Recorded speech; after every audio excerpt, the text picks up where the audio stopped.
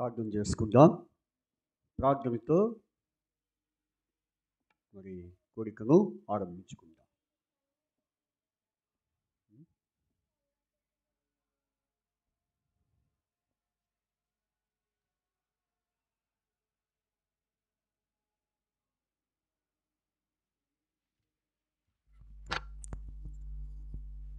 పరలోకమందున్న మా తండ్రి, పరిశుద్ధుడైన దేవా, మా ప్రభువు రక్షకుడు యేసుక్రీస్తు వారి అతి శ్రేష్టమైన నామం బట్టి ప్రభువా మేము స్తుతిస్తూ కొనియాడుచు ప్రభువా ఘనపరుస్తున్నాం. మీరంతైనా నమ్మదగిన దేవుడవు, అద్భుత ఆశ్చర్యకార్యం జరిగించేవాడవు. అతి దేవుడుగా మీరు మాకున్నందుకై ప్రభువా మేము స్తుతిస్తూ ఉంటున్నాం. కనుక ఈ సమయంలో మా ప్రభువా మరి తండ్రి, మరి ఈ యెహోవా ఏర్పాటు చేసిన దినము, దీని నుండి మనం ఉత్సహించి సంతోషించడము అన్న మాటను బట్టి దినము అయా మరి నీ మందిరంలో, నీ ఇంట్లో, నీ ప్రజలముగా, నీ వారముగా, నీ బిడ్డలముగా మరి 24వ తారీఖు ప్రత్యేకమైనటువంటి మరి 24 మరి తారీఖున మరి తండ్రి మేము ఈ దినము మరి ప్రభా కూడుకొని ప్రభా మరి తండ్రి మీ సన్నిధిలో మరి ప్రార్థనలు, యాచనలు, విజ్ఞాపనలు చేయుటకు మీరు మాకు ఇచ్చిన శుభదినంకై స్తోత్రాలు. అదేవిధంగా తిరిగి మా తండ్రి మరి మా ప్రభువా మరి అంత మాత్రమే కాకుండా ప్రతి నెల 24 అనేది మరి మా జీవితంలో, మరి కుటుంబ జీవితాల్లో, సంఘ జీవితాల్లో మీరు మాకు ఒక ప్రత్యేకమైనటువంటి మరి ప్రభా దినముగా ప్రవేశపెట్టినందుకై మిమ్మల్ని స్తుతిస్తూ ఉంటున్నాం. కనుక మీరు జ్ఞాపకం చేసుకోండి. ఈ సందర్భముగా మరి పాడే పాటలు, వాక్యము ద్వారా మీ నామానికి మేము తెచ్చుకోండి. రానే ఉన్నవారికి తీసుకుంటండి. మీకు అప్పచెప్పుకుంటూ మరి ఉదయకాలము మీరు ఆస్తుడు ప్రభా సురేష్ బ్రదర్, మరి మెర్సీ గ్రేస్ మరి కుమార్తె మరి ప్రభా చనిపోయిన సందర్భముగా మరి ప్రభా ఆదరణ కూడిక మరి నాయన తండ్రి మరి కలిగి ఉండే ధన్యత మాకు అనుగ్రహించారు. అలాగే ప్రభా మరి తండ్రి మరి తర్వాత ధనలక్ష్మి గారింటికి, ద్రాక్షవల్లి గారింటికి కూడా దర్శించడానికి మరి మీరు కృప చూపించారు. దేవ మీ స్తోత్రాలు. తిరిగి మా తండ్రి మరి ఈ సమయంలో మా నాయన మరి ఈ రీతిగా మేము మీ సన్నిధిలో ప్రభా గడుపుచుండగా మీ ఆత్మ సంచారము ప్రభా మాతో ఉంచి మా చుట్టూ మీ అగ్ని ప్రాకారం దయచేయమని ప్రార్థిస్తున్నాం. ప్రభా మీరు జ్ఞాపకం చేసుకోండి, సహాయం చేయండి, తోడుని నడిపించమని కృప తోడుగా ఉండవలసి ప్రార్థిస్తూ మీకే మహిమ, ఘనత, ప్రభావం మీరు ఆరోపించుకోమని కనిపించని దృశ్యాదృశ్యమైనటువంటి సాతాను పన్నాగములన్నింటిని మీరు లయపరచమని ప్రార్థిస్తూ తోడుని నడిపించమని యేసుక్రీస్తు వారి పరిశుద్ధమైన నామమున స్తుతించి ప్రార్థించి అడిగి వేడుకొంచున్నాము తండ్రి. ఆమేన్.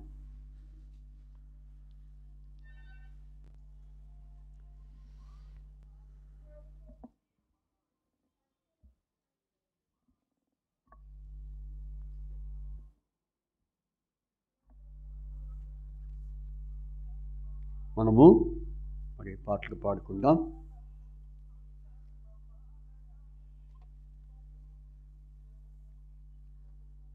పాట సంఖ్య మరి పెద్ద పాటల పుస్తకాల్లో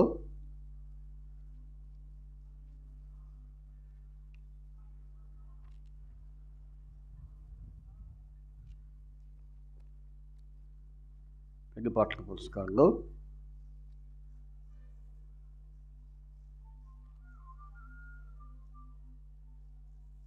పాడుకుందాము.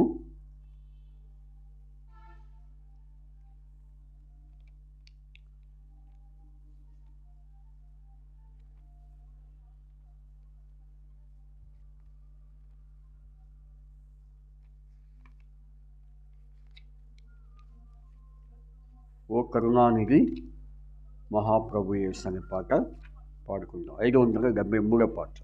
573 పాట పాడుకుందాం.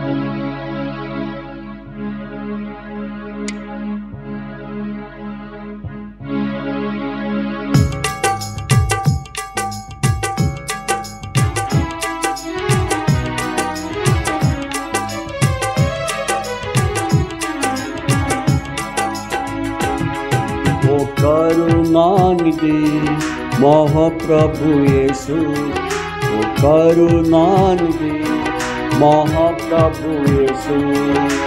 నీవే సింహాసనాసీనుడవైతివి, నీవే సింహాసనాసీనుడవైతివి. మహాప్రభు యేసు, కరుణానిధి మహాప్రభు యేసు. సత్యస్వరూపివి పరిశుద్ధుడవు, సత్యస్వరూపివి పరిశుద్ధుడవు. దావీదు తాళము కలిగియున్నావు, దావీదు తాళము కలిగియున్నావు.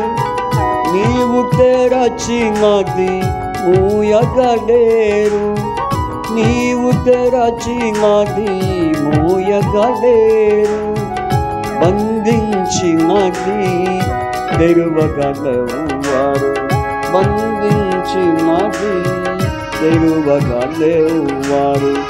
నీ మహాత్మ్యమదే, నీ మహాత్మ్యమదే, ఓ కరుణానిధి మహాప్రభు యేసు, ఓ కరుణానిధి మహాప్రభు యేసు. 7 నక్షత్రములు నీ చేత కలవు, 7 నక్షత్రములు నీ చేత కలవు. దీపస్తంభముల మధ్య సంచరించేదవు, దీపస్తంభముల మధ్య సంచరించేదవు.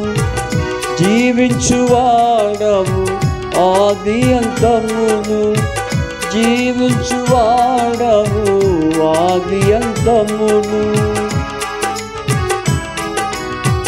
కలిగిన ప్రభువా రెండంచుల ఖడ్గం, కలిగిన ప్రభువా అది ఏమీ ఘనత, అది ఏమీ ఘనత. ఓ కరుణానిధి మహాప్రభు యేసు, ఓ కరుణానిధి మహాప్రభు యేసు. అగ్ని వంటి నేత్రము కలిగి, అగ్ని వంటి నేత్రము కలిగి, అపరంజి వంటి పాదములు కలిగి, అపరంజి వంటి దేవుని 7 ఆత్మలు కలిగి, దేవుని 7 ఆత్మలు కలిగి. గ్రంథము తెరచే యోగ్యుడా నీవి, గ్రంథము తెరచే యోగ్యుడా నీవి. ధన్యుడవు నీవే, ధన్యుడవు నీవే, ఓ కరుణానిధి మహాప్రభు యేసు, ఓ కరుణానిధి మహాప్రభు యేసు. నమ్మకమైన సత్య సాక్షియు, నమ్మకమైన సత్య సాక్షియు, సర్వ సృష్టికి కర్తయుండి, సర్వ సృష్టికి కర్తయుండి. నీతిమంతుడు బహు జ్వాలామయుడు, నీతిమంతుడు బహు జ్వాలామయుడు. శక్తిమంతుడు దీర్ఘశాంతుడు, శక్తిమంతుడు ఆమెన్ అన్నువాడు, ఆమెన్ అన్నువాడు. ఓ కరుణానిధి మహాప్రభు యేసు, కరుణానిధి మహాప్రభు యేసు. ఎల్లరూ ప్రభుని స్తుతించెదరు, ఎల్లరూ ప్రభుని స్తుతించెదరు. సాగిల పడెదరు కృతజ్ఞులై, సాగిల పడెదరు కృతజ్ఞులై, ఆశ్చర్య క్రియను చేసితివంచు, ఆశ్చర్య క్రియను ప్రభువా నీవే అగమ్యుడవంచు, ప్రభువా నీవే అగమ్యుడవంచు. నిన్ను కొనియాడెదము, నిన్ను కొనియాడెదము. ఓ కరుణానిధి మహాప్రభు యేసు, ఓ కరుణానిధి మహాప్రభు యేసు. నీవే సింహాసనసింహుడవైతే, నీవే సింహాసనసింహుడవైతే, ఓ కరుణానిధి మహాప్రభు యేసు, కరుణానిధి మహాప్రభు యేసు.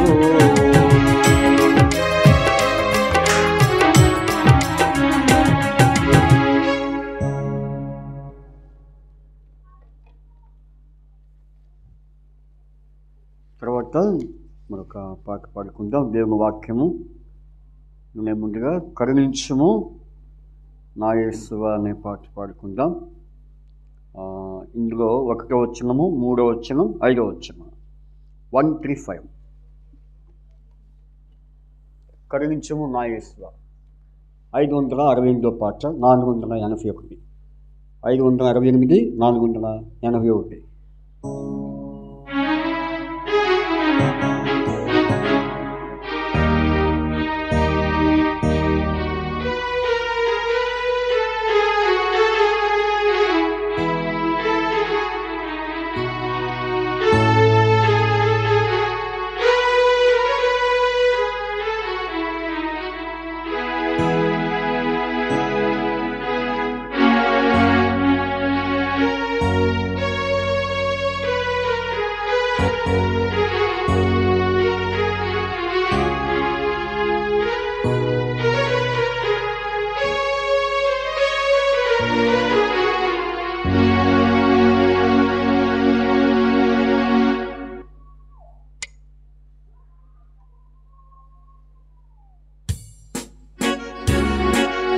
కరుణించుము నా యేసువా కనికరమందైశ్వర్యుడా.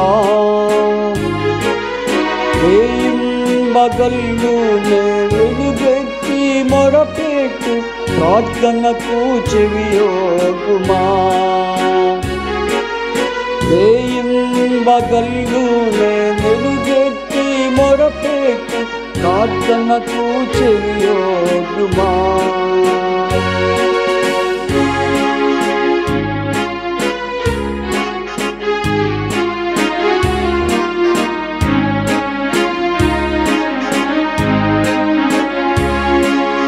కరుణించుము నా యేసువా కనికరమందైశ్వర్యుడా.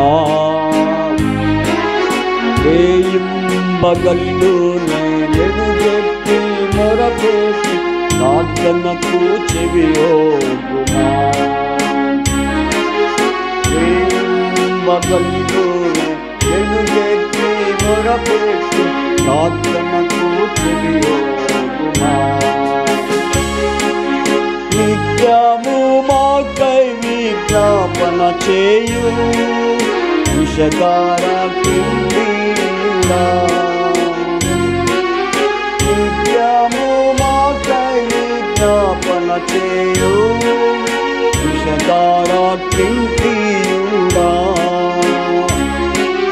ప్రేమ పూత నేను నీ ఎదుట ప్రార్థించే నీవు నా ప్రార్థన వినుమా.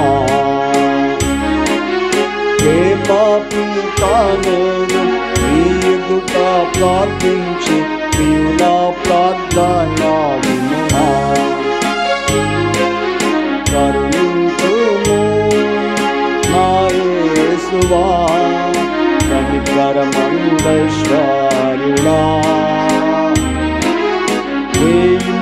రేయింబగల్లోనే వెలుగెత్తి మొరపెట్టు ప్రార్థనకు చెవియొగ్గుమా. రేయింబగల్లోనే వెలుగెత్తి ప్రార్థనకు చెవియొగ్గుమా.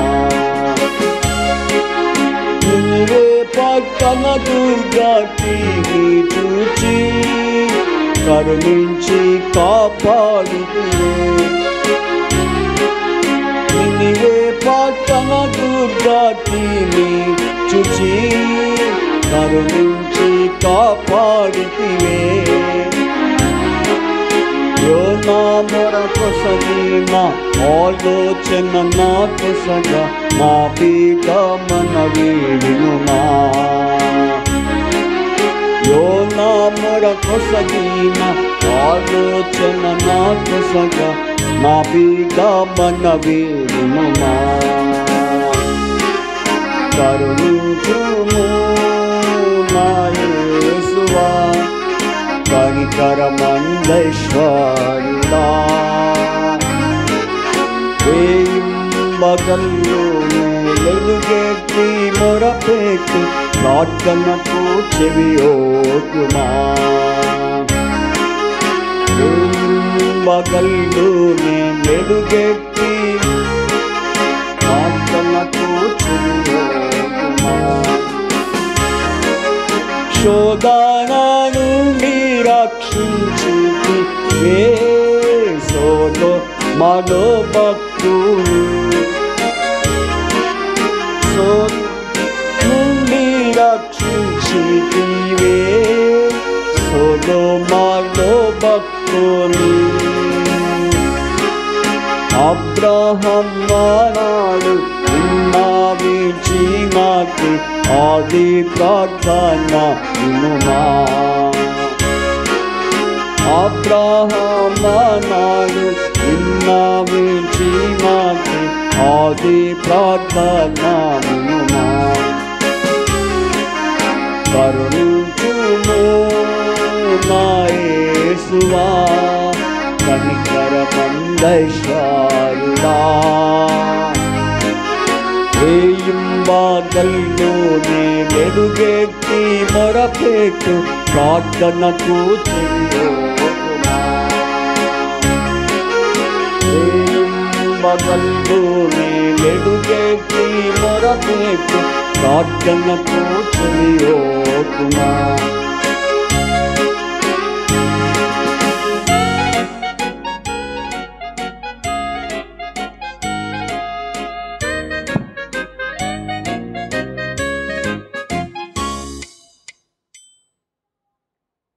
మనము మరి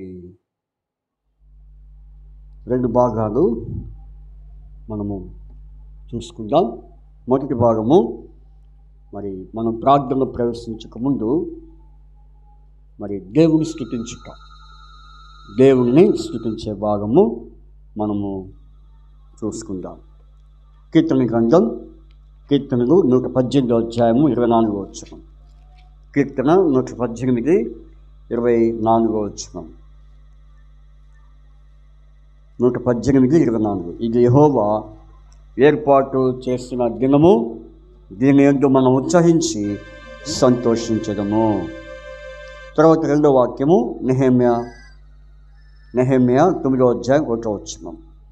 నెహెమ్యా చాప్టర్ 9 verse 1 అండ్ మరి 5th verses మనము చదువుకుందాం. నెహెమ్యా 9 అధ్యాయము 1వ వచనం 5వ వచనం. ఈ నెల 24వ దినమందు ఇశ్రాయేలును ఉపవాసం ఉండి గోనె పట్లు కట్టుకొని తన మీద దూని పోసుకొని కూడి వచ్చిరి. తర్వాత 5వ వచనం సగం నుంచి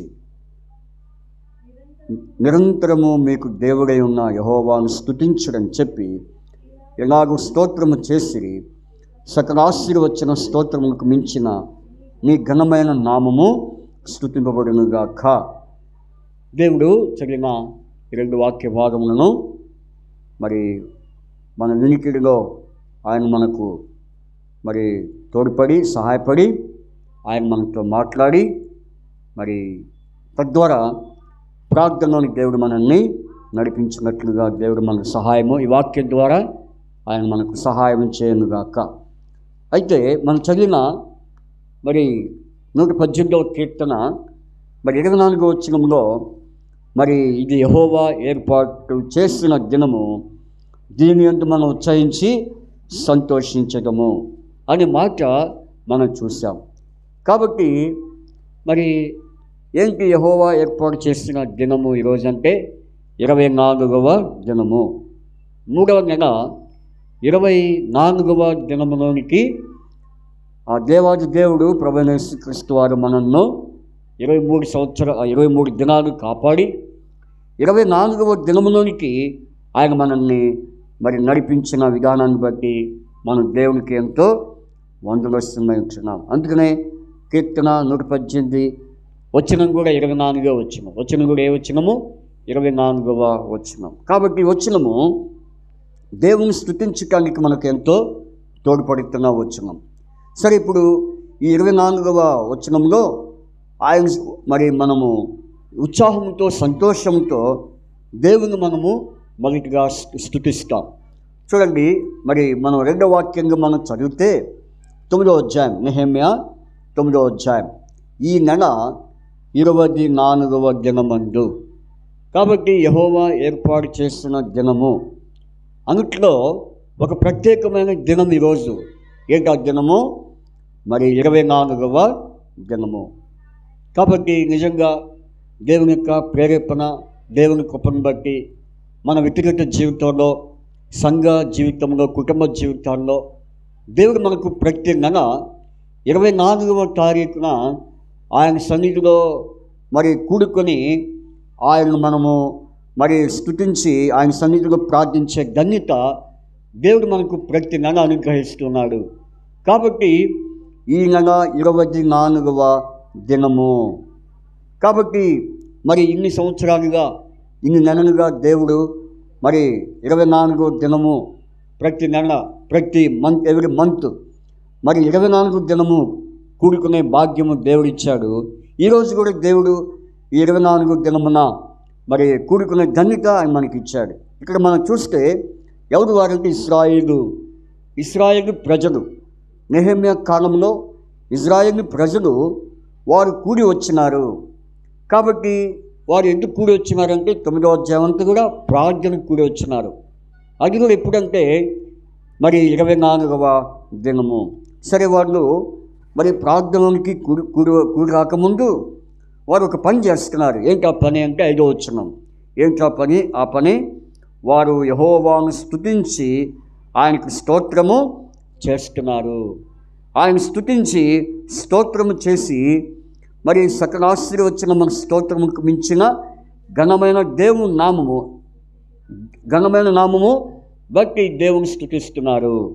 అందుకనే ఇప్పుడు మరి క్లుప్తంగా వారు 24వ దినమందు కూడి వచ్చిన మాట వాస్తవమే.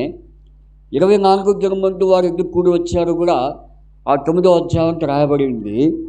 అయితే వారు అసలైన ప్రార్థన అంశంలో పోకముందు వారు ఏం చేశారంటే దేవుని స్తుతించారు. ఏం చేశారు?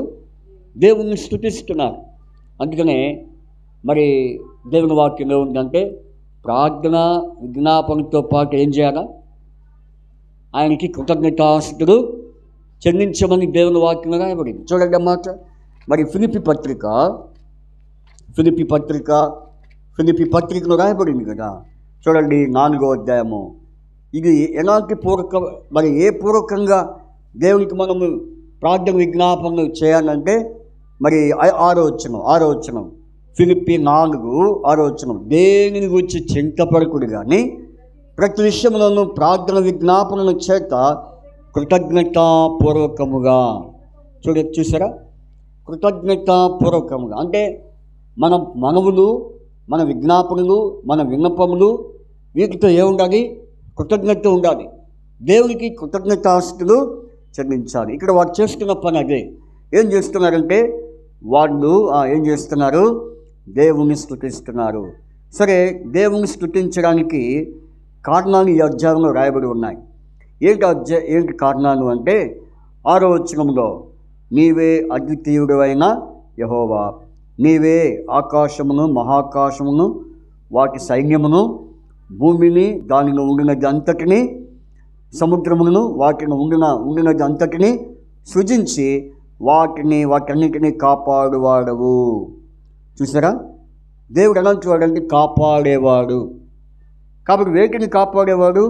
ఆకాశము మహాకాశములను వాటి సైన్యములను, భూమిని దానిలో ఉన్నదంతయు, సముద్రము వాటిలో ఉండినదంతయు సృజించిన వాటిని ఆయన ఏం చేస్తున్నాడు?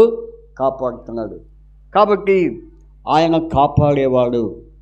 కాబట్టి భూమిలో ఉన్నది, సముద్రం ఉన్నది, ఆకాశంలో ఉండినది. కాబట్టి ఆకాశము, భూమి, సముద్రం, ఈ 3 మనకి ఎంత అవసరం. ఆకాశములో మరి ప్రభు ఏముంచాడు? మరి వర్షాన్ని ఉంచాడు. భూమిలో సమస్త పదార్థమును ఉంచాడు. సముద్రంలో సమస్త జీవరాశులను ఉంచాడు. వీటిని ఏం చేసేవాడు? కాపాడేవాడు. నిజంగా వారు దేవుని స్తుతించడం కారణం ఏంటంటే దేవుడు కాపాడేవాడు, కాపాడినాడు. ఒకవేళ ఆయన కాపాడకపోతే భూమి ఏమైపోద్ది చెప్పండి? భూమి ఏమైపోద్ది? ఆ భూమి మీద ఉన్నప్పుడు మనం ఏమవుతాం చెప్పండి? ఒకవేళ సముద్రాన్ని కాపాడకపోతే సముద్రం ఏమైద్ది? ఆ తర్వాత మనం ఏమవుతాం? ఒకవేళ ఆకాశాన్ని కాపాడకపోతే ఆకాశం ఏమైపోయింది? మనం అయిపోతాం. ఆకాశంలో ఉన్న ఏంటి చెప్పండి? గ్రహాలు ఏముంటాయి? ఎన్ని గ్రహాలు ఉన్నాయి? 9 గ్రహాలు, 9 గ్రహాలు ఉంటాయి. ఎన్ని అమ్మా? 8 ఉంటాయా? సరే. కాబట్టి సరే, ఎన్నైనా గ్రహాలు అనేవి ఉన్నాయి. కాబట్టి అందులో ఏ ఒక్క గ్రహం తప్పిపోయింది అనుకోండి, ఏమైపోతాం? ఆ గ్రహం ఏమైపోద్ది? భూమి మీద పడిపోద్ది. అందుకని ఇప్పుడు కొంతమంది సైంటిస్టులు ఏం చేస్తున్నారు? ఏ గ్రహానికి వెళ్ళిపోతున్నారు? చంద్రగ్రహానికి పోయి చూసి వస్తున్నారు. అయితే అన్ని గ్రహాన్ని చూసి వస్తారేమో కానీ ఇంకో గ్రహాన్ని చూడలేరు. ఏ గ్రహం అది? సూర్యగ్రహాన్ని చూడలేరు. కాబట్టి దాన్ని కూడా చూసేద్దాం పోయే వాళ్ళు ప్రయత్నం చేసినా వాళ్ళు వండకు కాదు. ఎందుకని? అది వేడిమి. సరే, మొత్తానికి ఆ గ్రహాన్ని తప్పిపోయి మరి ఏమైనా అయింది అనుకోండి, భూమి మీద ఉన్న మనుషులందరూ ఏమైపోతారు? అందుకని ఈ రోజున వాటిని కాపాడాడు. తర్వాత సముద్రంలో ఉన్న వాటిని కాపాడుతున్నాడు. తర్వాత భూమిలో ఉన్న వాటిని కాపాడుతున్నాడు. ఎవరిని బట్టి? మనల్ని బట్టి. అవి కనుక ఒక్కసారి భూమిలో ఉన్నది, సముద్రం ఉన్నది, ఆకాశంలో ఉన్నాయన్నీ కూడా తారుమారైపోతే ప్రపంచం అయిపోద్ది, తారుమారైపోద్ది. అందుకనే వారు ఏమని ఆరాధన చేస్తున్నారంటే, దేవుని స్తుతిస్తున్నారంటే నీవు కాపాడేవాడు, అంతటిని సృజించిన వాటన్నిటినీ కాపాడేవాడు. ఇంకా అందుకే ఆకాశ సైన్యమంతా నీకేం చేస్తుంది? నమస్కారము అంటే ఆరాధన చేస్తుంది. తర్వాత 2వదిగా చూడండి. 2వది వారు దేవుణ్ణి ఏమని ఆరాధిస్తున్నారంటే, దేవుణ్ణి ఏమని స్తుతిస్తున్నారు? మరి 8వ వచనం, ఇదే 9వ అధ్యాయము 8వ వచనం. మరి చివరి మాట, అతనితో నిబంధన చేసిన వాడు నీవే. చూసారా, ఎలాంటి వాడు దేవుడు? నిబంధన చేసినవాడు. కాబట్టి ఆయన నిబంధన, మరి ఏ నిబంధన అది? ఏ నిబంధన? ఆయన చేసిన ప్రమాణం, ఒడంబడిక. ఆయన నిబంధన స్థిరమైన నిబంధన. కాబట్టి ఆయన చేసిన నిబంధన అది స్థిరమైనది, శాశ్వతమైన నిబంధన. అందుకనే అతనితో నిబంధన చేసిన వాడవు నీవే. ఇంకా వారు ఏమని దేవుణ్ణి, ఎందుకంటే ఇప్పుడు ఒక్కొక్క దాని గురించి మనం ఎక్స్ప్లెయిన్ చేసే సమయం కాదు. జస్ట్ వారు దేన్ని బట్టి దేవుణ్ణి మరి అక్కడ దేవుని స్తుతిస్తున్నారంటే నేను మీకు కొటేషన్స్ చెప్పి దేవుని స్తుతించడానికి మనము సమయం తీసుకుందాం. చూడండి, 3వదిగా మనం చూస్తే ఆయన నీతిమంతుడు. ఎలాంటి వాడు? నీతిమంతుడు. కనుక ఆయన నీతిమంతుడు. కనుక ఎలాంటి నీతిమంతుడు అంటే ఆయన? చెప్పండి, ఎలాంటి నీతిమంతుడు? ఆయన మరి నీతిమత్వము కలిగిన దేవుడు. ఎలాంటి వాడు? నీతిమత్వము. కాబట్టి ఆయన నీతి, ఆయన మాటలో నీతి, ఆయన చూపులో నీతి, ఆయన వినికిడిలో నీతి, ఇంకా ఆయన నడవడిలో నీతి, ఆయన చేతల్లో నీతి, ఎక్కడ చూచినా నీతి. అందుకనే నీవు నీతిమంతుడు అని వారు అక్కడ దేవుణ్ణి ఆరాధిస్తున్నారు. తర్వాత 9వ వచనంలోనే చివరి మాట, నీవు వింటివి. కాబట్టి మొర వినేవాడు అనంతవాడు ఇప్పుడు మనం చేయబోయేది అదే, దేవుణ్ణి మొరపెట్టబోతున్నాం. కాబట్టి దేవుని మొర వినేవాడు, మన మొర దేవుడు వింటున్నాడు. అందుకనే వారు దేవుణ్ణి ఘనపరుస్తున్నారు. ఇంకా మనం చూస్తే కనుక చూస్తే అక్కడ ఎలా చూడంటే 12వ వచనం అక్కడ ఏమని రాయబడింది? 12వ వచనం, ఇదియుగాక పగటి కాలమందు మేఘస్తంభములో ఉండిన వాడవును, రాత్రి కాలమందు వారు వెళ్ళవలసిన మార్గమున వెలుగిచ్చుటకై అగ్నిస్తంభములో ఉండిన వాడవును అయి ఉండి వారిని తోడుకొని పోతుంది. చూసారా? కాబట్టి రాత్రి అగ్నిస్తంభము, పగలు మేఘస్తంభం. ఇశ్రాయేలు ప్రజలకు ఆనాడు దేవుడు ఎలా ఉన్నాడంటే దీపస్తంభముగా, అగ్నిస్తంభముగా ఉండి వారిని తోడుకుని అరణ్యంలో వారికి తోడుగా ఉంటూ వచ్చిన దేవుడు. ఈ రోజున మనకు కూడా దేవుడు అలా తోడుగా ఉంటూ వచ్చాడు. కాబట్టి ఆయన నీతిమంతుడిగా ఉండి ఆయన సమస్తము ఆయన సృష్టించిన దానంతటిని కాపాడే దేవుడిగా ఉన్నాడని, అలాగే ఆయన నీతిమంతుడని, నిబంధన చేసేవాడని, అలాగే మరి మనం చూస్తే మరి ఆయన అగ్నిస్తంభము మేఘస్తంభముగా ఉన్నటువంటి దేవుడని ఇక్కడ మనం చూస్తున్నాం. కాబట్టి ఇలా మనం చెప్పుకుంటూ పోతే ఎన్నో విషయాలు ఉన్నాయి. 13వ వచనం చివరి మాట, 13వ వచనం అంతా, సీనాయి పర్వతం మీదకి దిగివచ్చి ఆకాశం నుండి వారితో మాట్లాడి వారికి నీతియుక్తమైన విధులను, సత్యమైన ఆజ్ఞలను, మేలుకరమైన కట్టడలను, ధర్మములను నీవు దయచేసిటివి.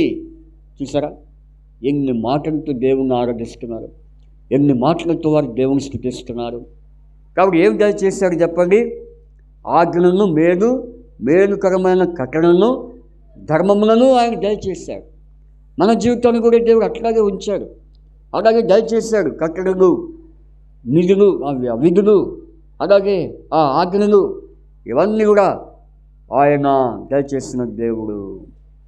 14వ వచనంలో చూస్తే అక్కడ రాయబడింది, వారికి నీ పరిశుద్ధమైన విశ్రాంతి దినమును ఆచరింప ఆజ్ఞ ఇచ్చి నీ దాసుడైన మోషే ద్వారా ఆజ్ఞలను, కట్టడలను, ధర్మశాస్త్రము వారికి నియమించితివి. ధర్మశాస్త్రము చూసారా? సో వీటన్నిటిని బట్టి వాళ్ళు ఏం చేస్తున్నారు చెప్పండి? ఆరాధిస్తున్నారు, దేవుని స్తుతిస్తున్నారు. అంత మాత్రమే కాదు, చూడండి, చూసుకుంటే ఎన్నో విషయాలు ఉన్నాయి ఇక్కడ. మరి చాలా సంగతులు ఉన్నాయి. చూడండి, మనం చూస్తే కనుక మరి ఇక్కడ 17వ వచనంలో అయితే చివరి మాట, అయితే నీవు క్షమించుటకు సిద్ధమైన దేవుడును, దయా వాత్సల్యతను గలవాడును, దీర్ఘశాంతమును బహు కృపగలవాడై. ఎలాంటి వాడు చెప్పండి? దీర్ఘశాంతుడు, కృపయు గణవాడినై ఉన్న దేవుడు. ఈ విధంగా మరి వారి దేవుణ్ణి వారు అనేక రకాలుగా దేవుణ్ణి స్తుతిస్తున్నారు. చివరిగా 12వ వచనం చూసుకుందాం. 12వ వచనం, వారి ఎడారిలో ఉండగా, అందరూ చదువుదాం, వారి ఎడారిలో ఉండగా నీవు బహు విస్తారమును కలిగిన వాడవై వారిని విసర్జింపలేదు. చూసారా? కాబట్టి చెప్పండి, వారు ఎడారిలో ఉండగా నీవు బహు విస్తారమైన కృప కలిగిన వాడవై. ఎలాంటి వాడు చెప్పండి? ఎలాంటి కృప? విస్తారమైన కృప. వీటన్నిటిని వారు గుర్తు చేసుకొని ఇశ్రాయేలు పక్షంగా దేవుడు ఎలాంటి కార్యాలు చేశాడో వారు ఎప్పుడు కూడుకున్నారు? 24వ తారీఖు అక్కడ కూడుకొని మరి ఇశ్రాయేలు పక్షంగా చేసినట్లు మా పక్షంగా అలాగే మీరు చేస్తూ వస్తున్నావు అని వారు దేవుని స్తుతిస్తున్నారు. విస్తారమైన కృప. నిజంగా నిన్న రాత్రి కూడా మనము మరి దినవాక్యం మీద, రాత్రి సువార్త కూడికలో దినవాక్యం మీద ఆధారం చేసుకున్నాం. ఏంటి ఆ దినవాక్యం చెప్పండి? కృపయు సత్యమును, నీ కృపా సత్యమును బట్టి నీ నామమునకు మహిమ. కాబట్టి కృపా సత్యం, దేవుడు ఎలా చూడంటే కృపా సత్యం కలిగిన వాడు. అందుకనే విస్తారమైన కృప. ఎక్కడుంది ఆ మాట? నిర్గమాకాండము 34వ అధ్యాయం చూడండి. నిర్గమాకాండము 34వ అధ్యాయం. నిర్గమాకాండము మరి మోషే మరి మాట్లాడుతున్నాడు అక్కడ. చూడండి, మోషే 34వ అధ్యాయం, నిర్గమాకాండం 34వ అధ్యాయం.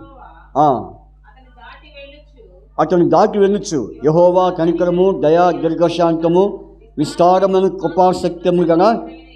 ఎలాంటి కృప చెప్పండి? విస్తారమైన కృపాసక్త్యము. ఇక్కడ నెహెమ్యాను కూడా విస్తారమైన కృప కలిగిన దేవుడు. ఈ రోజున ఆయన మనము స్తుతించడానికి కారణం ఏంటి? మనం ప్రార్థన చేయకముందు ఆయన ఎలాంటి వారిని స్తుతిస్తున్నారు? విస్తారమైన కృప. అనే దేవుంది విస్తారమైన కృప. మొత్తం ఎన్ని సంగతులు వచ్చినాయి చెప్పండి? చెప్పుకుంటూ పోయాం, కానీ మరి ఎన్నని మనం లెక్క పెట్టామా? సెలవుక చెప్పుకుంటూ పోయాం, ఎన్నని ఒక్కసారి లెక్క పెట్టావా? ఎన్నున్నాయి? ఎన్ని చెప్పుకున్నాం? అందుకే మీరు లెక్క పెట్టుకోవాలా, ఎన్నోది అని. మొత్తం ఎన్నున్నాయి? అట్టు చెప్పకండి, మొత్తం చెప్పండి. 7 పైన 7 కింద అని కాదు. మొత్తం ఎన్ని? మొత్తం ఎన్ని? నేను ఏవేంటని అడగట్లా, మొత్తం ఎన్ని విషయాన్ని బట్టి వారు దేవుని స్తుతిస్తున్నారు. అందుకే మీరు చాలా చురుగ్గా ఉండాలి. మీరు ఏదో చెప్పుకుంటూ పోతున్నా అన్నట్టుగా ఉండకూడదు, ఏదో వింటున్నా మీద అన్నట్టుగా ఉండకూడదు. ఎన్ని చెప్పండి? ఎన్నంటే ఏం చెప్పరు? మరి రిపీట్ కావాలా? వెనక్కి పోవాలి. మళ్ళీ మొదటిగా ఎలాంటి వాడు? కాపాడేవాడు. తర్వాత నిబంధన చేసేవాడు. తర్వాత నీతిమంతుడు. తర్వాత మొర వినేవాడు. తర్వాత తోడుకొని మరి వారికి తోడుగా ఉన్నవాడు. తర్వాత వారికి కట్టడలను ధర్మములను దయచేవాడు. తర్వాత ధర్మశాస్త్రం వారికి నియమించినవాడు. తర్వాత దయా వాత్సల్యత గలవాడు. ఎలాంటి వాడు? దయా వాత్సల్యత, దీర్ఘశాంతము, బహుకృపయు గలవాడు. తర్వాత 12వ వచనంలో వారు ఎడారిలో ఉండగా నీవు బహువిస్తారమును కృప గలవాడవై. కాబట్టి ఇటువంటి దేవుణ్ణి వారు ఏం చేస్తున్నారు చెప్పండి? స్తుతిస్తున్నారు. మొత్తం ఎన్ని వచ్చినాయి? 9 వచ్చినాయా? ఎక్కువ వచ్చినాయా? ఎక్కువ రాలేదా? తగ్గినాయా? మీరు రాసుకోరా మీరు? ఎన్ని వచ్చినాయి అక్క? కరెక్ట్గా వచ్చినాయా? నిజమేనా? 9 వచ్చినాయి, ఎక్కువ వచ్చినాయి. సరిగ్గా లెక్క పెట్టి మీరు. అందుకనే చాలా ఫాస్ట్గా ఉండాలి మీరు. మొత్తం ఎన్ని వచ్చినాయి? 10, 9, 11. సరే, ఫస్ట్ నుంచి మనం ఏం చేస్తాం? మరి వెనక్కి రావాలి. మళ్ళీ 1 కాపాడేవాడు, 2 నిబంధన చేసే దేవుడు, తర్వాత నీతిమంతుడైన దేవుడు, తర్వాత మొర వినే దేవుడు, తర్వాత అక్కడికి ఎన్ని వచ్చినాయి? 4 వచ్చేస్తుంది. Very good. ఇంకా తోడుకొని పోయే దేవుడు, తర్వాత ధర్మములను దయచేసే దేవుడు, తర్వాత ఎందుకు అడిగి తిరుగుతున్నావు? 14 వచ్చిన చదవండి. ధర్మశాస్త్రం వారికి నియమించిన దేవుడు, తర్వాత అక్కడికి ఎన్ని వచ్చినాయి? 7 వచ్చినాయి. తర్వాత దయా వాత్సల్యత గలవాడు, అక్కడికి ఎన్ని వచ్చినాయి? 8. తర్వాత దీర్ఘశాంతం. మీరు కామాన్ని మొత్తం కనిపించారు, అందుకని అక్కడికి దయా వాత్సల్యత గలవాడు ఎన్ని వచ్చినాయి? అక్కడికి ఎన్ని వచ్చినాయి అండి? 8. మీరు నన్ను కన్ఫ్యూజన్ నన్ను కన్ఫ్యూజ్ చేయవచ్చండి. అక్కడికి 9 వచ్చినాయా? తర్వాత దీర్ఘశాంతము బహు కృపగలవాడు. ఎన్నోది 9. తర్వాత 11వ వచనంలో విస్తారమైన కృప. మన ఎన్ని ఉన్నాయి? ఎన్ని వచ్చినాయి ఇప్పుడు? మరి ఇందాక మీరు ఎన్నో అంటున్నారు? ఇప్పుడు ఎన్ని వచ్చినాయి? అది. కాబట్టి కామాన్ని మీరు తీసేసి దాంట్లో కలిపేశారు. అది అందుకని ఇప్పుడు వీటిని బట్టి వారు దేవుని స్తుతించినట్లుగా మనం కూడా దేవుని స్తుతించనుంటున్నాం. కాబట్టి ఇప్పుడు మనం కూడి ఉన్న దినం ఏ దినము? 24వ దినము. దీన్ని బట్టి ఇప్పుడు మనం మరి క్లుప్తంగా మీరు దేవుని స్తుతించండి. అంతేగాని 10 విషయాన్ని పెట్టి మీరు దేవుని స్తుతించద్దు, టైం సరిపోదు. అర్థమైందా? ఏదో ఒక విషయం పెట్టి స్తుతించండి. మాకు చాటు కాదంటే మీరు ఆగిపోవడం మంచిది. అది అంతేగాని వరుస పెట్టి ఆ రీతిగా ఈ రీతిగా అని చెప్పి ఇక ఇశ్రాయేలు ప్రజలు ఐగుప్తు నుండి కానాన్గా చేయవాకండి. దేవుని స్తుతించండి. మధ్యన అరణ్యంలో ఉన్నారు, రాగిపోయారు. ఈ చరిత్ర చెప్పవాకండి ఆరాధనలో. మీ చరిత్ర తెలుసు, నాకు తెలుసు, మీకు చరిత్ర అంతా బాగా తెలుసు. చరిత్ర అంతా చదవవాకండి. ఆరాధన అంటే ఏంటి? స్తుతి అంటే ఏంటి? క్లుప్తమైనటువంటి విషయాలు. అంతేగాని చరిత్ర అంతా మీరు చదివి అప్పచెప్పినట్టుగా చేయవాకండి. రైట్. కాబట్టి అలాగూ దేవుణ్ణి స్తుతించండి. తర్వాత మనము క్లుప్తంగా దేవుని మాటను చెప్పుకొని మనం ప్రార్థనకి వెళ్ళిపోదాం త్వరగా.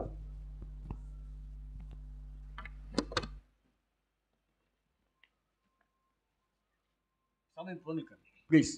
సమయం పోనీయద్దు. తక్కువ ఎవరైనా స్టార్ట్ చేయాలి. 1 నిమిషం మాత్రమే, ఎక్కువగా.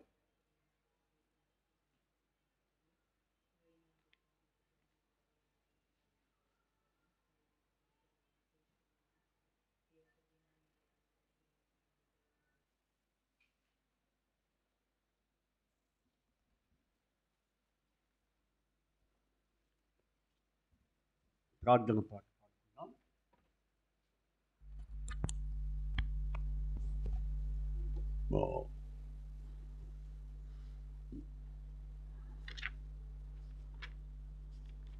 పాటల పుస్తకంలో నుంచి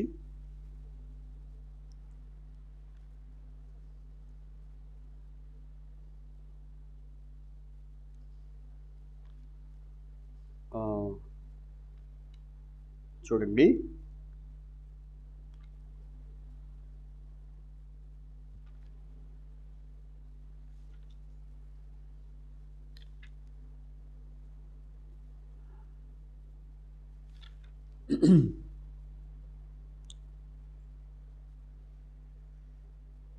ఐదు 558 పాట పాడుకుందాం.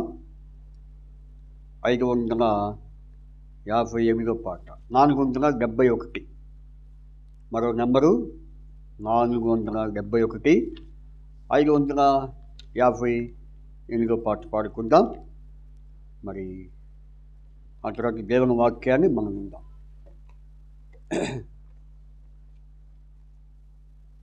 దేవుని మాటలు మనం విందాం.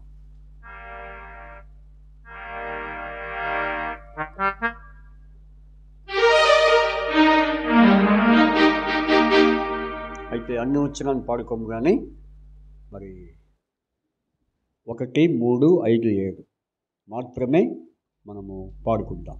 1, 3, 5, 7 మాత్రమే పాడుకుందాం.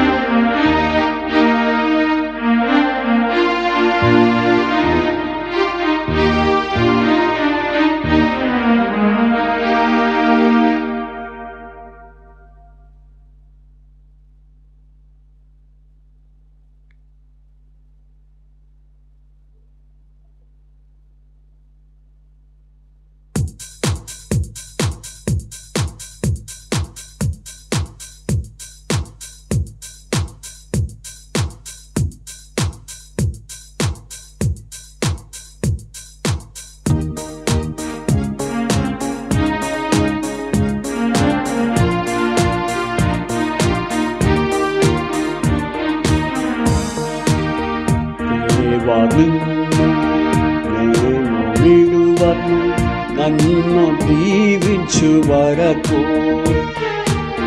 నన్ను దీవించు వరకు.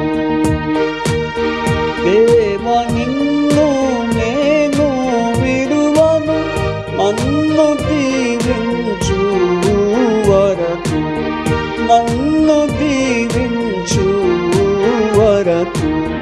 దేవా నిన్ను నేను విడువను, నన్ను దీవించు వరకు, నన్ను దీవించు వరకు. నేటి నుండి మమ్ము నీవు ఆశీర్వదించేదావంచు, నేటి నుండి మమ్ము నీవు ఆశీర్వదించేదావంచు. మాదు హృదయ కోరికనెల్లా సఫలపరచువాడా, సఫలపరచువాడా. దేవా నిన్ను నేను నన్ను దీవించు, నన్ను దీవించు వరకు. అడవి బీడున ఎడారి భూమున యెహోవా తన హస్తములతో, అడవి బీడున ఎడారి భూమున యెహోవా తన హస్తములతో, ఏదెనుతో తగనగునట్టు మార్పు చేయు వాడా, మార్పు చేయు వాడా. దేవా నిన్ను నేను విడువను, నన్ను దీవించు వరకు, నన్ను దీవించు వరకు. అమాదు స్వాస్యమును నీవు వాక్యముతో ప్రత్యక్షపరచి, మాదు స్వాస్యమును నీవు వాక్యముతో ప్రత్యక్షపరచి, ఆత్మీయ పోరాటమునందు జయము కూర్చువాడా, జయము కూర్చువాడా. దేవా నిన్ను నేను విడువను, నన్ను దీవించు వరకు, నన్ను దీవించు వరకు. ఆది అంతములేని దేవా, అల్ఫయు ఓమేగయు నీవే. ఆది అంతములేని దేవా, అల్ఫయు ఓమేగయు నీవే. హల్లెలూయా స్తోత్రములకు ఆరుడాము నీవేగా, ఆరుడాము నీవేగా. దేవా నిన్ను నేను విడువను, నన్ను దీవించు వరకు, నన్ను దీవించు వరకు. దేవా నిన్ను నేను విడువను, నన్ను దీవించు వరకు, నన్ను దీవించు వరకు. దేవా నిన్ను నేను విడువను, నన్ను దీవించు వరకు, నన్ను దీవించు వరకు.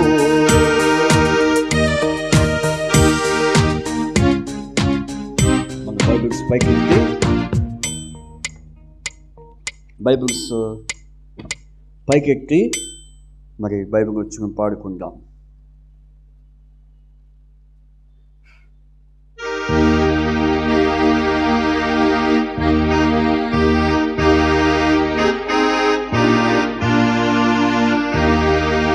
శ్రేష్టం గ్రంథములో ఏ చోట చూచిన ఆదరణయున్నది.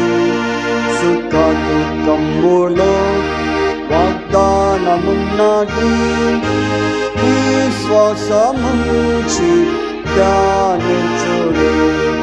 ఆ శ్రేష్టం గ్రంథములో ఏ చోట చూచిన ఆదరణయున్నది. సుఖ దుఃఖములో వాగ్దానమున్నది. విశ్వాసముంచి ధ్యానించుడి. ప్రభా తండ్రి, ఇంతవరకు మొదటి సెక్షన్లో ప్రభా మరి నాయన మిమ్మల్ని స్తుతించి ఆరాధించే భాగ్యం మాకు అనుగ్రహించారు. ప్రభా నాడు ఇశ్రాయేలు ప్రజలు మరి తండ్రి నాయన మరి 24 దినమందు వారు సమకూర్చబడి ప్రభా తండ్రి నెహెమ్యా కాలంలో మరి ప్రభా యెరూషలేము మరి ప్రభా మరి తిరిగి కట్టబడే నిమిత్తము వారు ముందుగా దేవుని స్తుతించినారు. ఆ తర్వాత వారు ప్రార్థించినారు, ఒప్పుకున్నారు, ప్రార్థించినారు. కనుక మరి అది కూడా 24వ దినమని మీరు మాకు తేటగా చూపిస్తూ వచ్చారు. కాబట్టి మా జీవితాలు కూడా మరి వారి జీవితాలు ఇటువంటి కార్యాలను మీరు జరిగిస్తూ వచ్చారు. మా జీవితాలు కూడా అనేక కార్యములు మీరు జరిపించినందుకై ప్రభా మేము స్తుతిస్తున్నాను. కనుక తిరిగి ప్రభా మేము ప్రార్థించక ముందు ప్రభా మరి క్లుప్తమైన రీతిలో ప్రభా సంక్షిప్తమైన మాటలు మేము ధ్యానించుకొని ప్రార్థనలు సాగిపోవడానికి సహాయం చేయాలి. అనుకున్న సమయానికి మేము ప్రారంభించుకోలేకపోయాం. మరి ప్రభా గోరంట్లో మరి పాప మరి షాయ మరి 4 సంవత్సరాల పాప మహిమలోకి పిలుచుకున్నాం. మరి ఆ సందర్భముగా మరి తండ్రి ఆ పాప యొక్క మరి ప్రభా మరి స్తుతి కూడిక నిమిత్తమై మరి ప్రభా అక్కడ మీరు పరిచయం మీరు వాడుకున్నారు. అలాగే ప్రభా మరి తద్వారా మరి మరొక సహోదరి వారి గృహాన్ని దర్శించడం ప్రభా తద్వారా మేము టయానికి మరి సమయానికి మరి ప్రభా మరి కూడలేక ప్రభా కొంత సమయం ఆలస్యమైంది.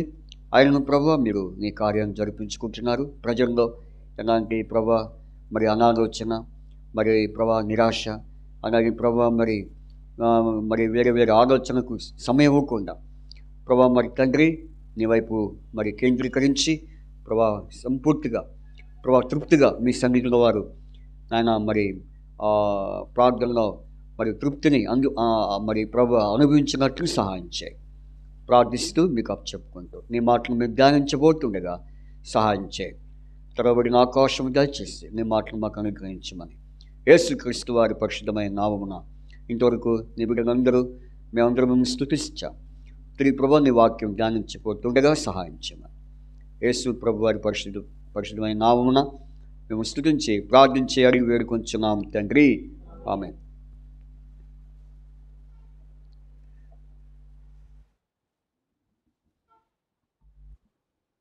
మనం మరి ప్రార్థనలోనికి ప్రవేశించక ముందు మరి కీర్తన 118 అధ్యాయము 24వ వచనం చదువుకుందాం. కీర్తన 118 24వ వచనం చదువుకుందాం. కీర్తన 118 24వ వచనం. టైం ఎంతైంది?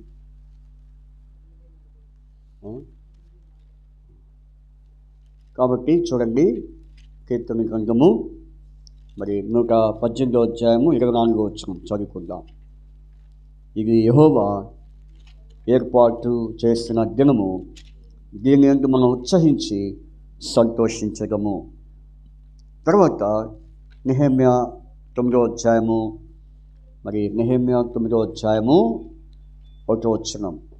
ఈ నెల 24వ దినముందు ఇశ్రాయేలీయులు ఉపవాసం ఉండి గోనెపట్లు కట్టుకొని తన మీద ధూళి పోసుకొని కూడి వచ్చిరి. కాబట్టి మనము మరి ఇందాక మొదటి భాగంలో మరి ఇశ్రాయేలీయులు 24వ దినమందు వారు చేరి సమకూర్చబడి దేవుని సన్నిధిలో కూడి ఉన్నారు. అయితే కారణం ఏంటంటే వారు పడిపోయిన ప్రాకారములు, కాల్చబడిన గుమ్మాలు. కాబట్టి యెరూషలేము యొక్క గుమ్మములు మరి ప్రాకారము గురించి మరి ఎవరికి ధైర్యం చాలకపోయింది. అప్పుడు నెహెమ్యా దేవుడు మరి ఏర్పరచుకొని నెహెమ్యా ద్వారా ఆ యెరూషలేమును తిరిగి కట్టడానికి ప్రభు ఒక్క వ్యక్తిని నెహెమ్యాను వాడుకొని నెహెమ్యా ద్వారా ఇశ్రాయేలు అందరికీ ఒక ప్రోత్సాహకరమైనటువంటి మరి కార్యాల్లోనికి నెహెమ్యా ద్వారా దేవుడు నడిపించాడు. అందుకనే వారు యెరూషలేము కట్టబడక ముందు వారు ముఖ్యంగా దేనికి ప్రాధాన్యత ఇచ్చారంటే ప్రార్థనకు ప్రాధాన్యత ఇచ్చారు. ఎందుకంటే ప్రార్థన లేకుండా ఏ కార్యము జరగదు. ఒకవేళ జరిగించినప్పుడు కూడా ఆ కార్యము అది అస్థిరమైన కార్యము కాబట్టి అది కేవలము అది తాత్కాలికమైన కార్యాలే. ప్రార్థన ద్వారా జరిగే కార్యాలు అవి ఎంతో అద్భుతమైన కార్యాలు. కాబట్టి అందుకని వారు మరి యెరూషలేము గురించి ఎప్పుడు కూడుకున్నారు? 24వ దినమందు. ఈ రోజున మనం కూడా తిరిగి 3వ మాసము 24వ దినమున కూడుకునే ధన్యత దేవుడు మనకు అనుగ్రహించాడు. నిన్న కూడా 23వ తారీఖు. కాబట్టి ఎస్తేరు గ్రంథంలో మరి సీవాను అను 3వ నెల 23వ తేదీన మరి మొర్దెకైకి కొన్ని తాకీదులు మొర్దెకై ద్వారా మరి అహష్వేరోషు మరి రాసించాడు. కాబట్టి ఆ సందర్భం ఎస్తేరు గ్రంథంలో రాయబడింది. సరే, ఇప్పుడు అవన్నీ ఇప్పుడు ఆ చరిత్ర చూసుకునే టైం కాదునండి, ఊరికి మీకు చెప్తున్నా. నిన్నటి దినము 23 అయితే ఈరోజు 24. కాబట్టి సీవాను మరి మాసము అనగా 3వ నెల మరి 24వ దినమున మరి దేవుని సన్నిధిలో మనము గడిపే భాగ్యం దేవుడించాడు. సరే, ఇప్పుడు వారిని అక్కడ చూస్తే వారు మరి దాని నిమిత్తమై మరి వారు ఎలాంటి అనుభవం కలిగి ఉన్నారంటే ఉపవాసము, రెండవది గోనె పట్లు కట్టుకున్నారు. తర్వాత తల మీద ఏం పోసుకున్నారు? దూది పోసుకొని కూడి వచ్చిరి. అంటే వాళ్ళు ముందుగానే ఎలా కూడి వచ్చారంటే ఉపవాసంతో, గోనె పట్లతో, తర్వాత దూదిని పోసుకొని కూడి వచ్చారు. కాబట్టి అంటే దీన్ని బట్టి చూస్తే వారికి ఎంత మరి ఆసక్తి, ఎంత భారం ఉందో మనకి ఇక్కడ మనం తెలుసుకోవాలి.